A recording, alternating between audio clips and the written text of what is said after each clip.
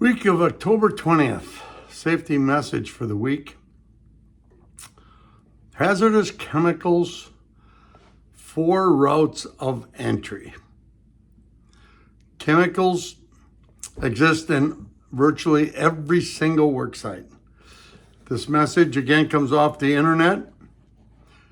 Many chemicals used on a job are hazardous to humans. Depending on how an individual comes into contact with them, as well as the amount of chemical that they're exposed to. Employees need to understand the chemicals they are exposed to and the possible routes of entry. That's what's critical. There are 4 ways a chemical or substance can enter the human body. These 4 include inhalation, absorption, ingestion, and injection. Inhalation is the most common route of entry a person comes into contact with a chemical. Once inhaled, chemicals are either exhaled or deposited in a respiratory tract. Upon contact with the tissue in the upper respiratory tract or lungs, chemicals may cause health effects ranging from simple irritation to severe tissue destruction. Chemical can also go onto affecting organs that's sensitive to chemical. Number 2, absorption. Getting chemicals onto the skin or eyes can result in redness and irritation, all the way to severe destruction of tissue or blindness. The eyes are especially sensitive to chemicals. Some chemicals have the ability to pass through the skin and get into the bloodstream of the victim. This can lead to systemic problems in the organs. 3, ingestion. Chemicals that inadvertently get into the mouth and are swallowed to not generally harm the gastrointestinal tract itself unless they're irritating or corrosive. Some chemicals can be absorbed through the gastrointestinal tract where they enter the bloodstream. Once in the bloodstream, they can cause damage to the organs. 4, injection.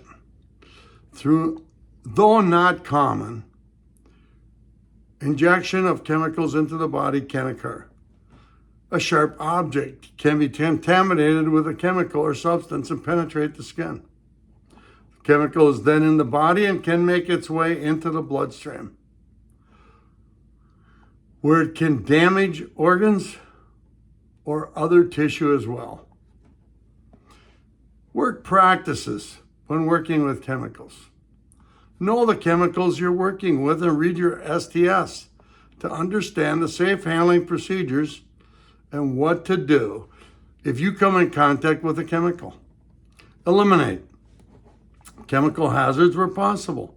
Do not use extremely hazardous chemicals unless absolutely necessary.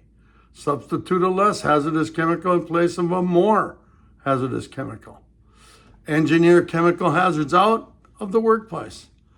Engineering controls include ventilation such as fans, barriers that will create distance and or shield from chemicals, filters, etc. Wear the correct PPE, personal protective equipment, to protect yourself from the chemical. PPE such as respirators, goggles, face shield, chemical gloves, and a lab coat are some of the examples of creating barriers between the body and the chemical. Discussion point.